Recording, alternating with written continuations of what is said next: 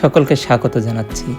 আমাদের ভিডিওর শুরুতে যে ছবিটা দেখছেন, একটা সুস্থ সবল বাছুরের ছবি। এই বাছুরই একটা খামারির মনে আশা জাগায়, তাকে স্বপ্ন দেখতে সাহায্য করে বড় খামারি হওয়ার, এবং সবশেষে এই প্রফিটটা বাছুরের মাধ্যমে হয়।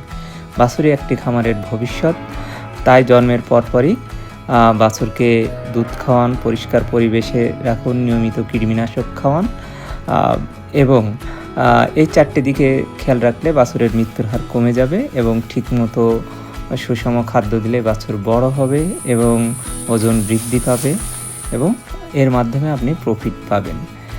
এই সুস্থ বাছুরই একদিন বড় হয়ে দুধ দিবে কিংবা মাংস দিবে এবং খামারির স্বপ্নকে লাভে পরিণত করবে। আজকের বাছুরের যত্ন বাড়ান, ভবিষ্যতে আপনার খামার আরও বড় হবে, আপনি আর্থিকভাবে শক্তিশালী হবেন এবং খামার বড় করতে পারবেন। বাছুরের যত্ন নিয়ে আমাদের প্রয়োজন একটা শক্ত খামারের ভিত গড়ে তোলার জন্য এবং আর্থিকভাবে স্বাবলম্বী হওয়ার জন্য। সকলকে ধন্যবাদ।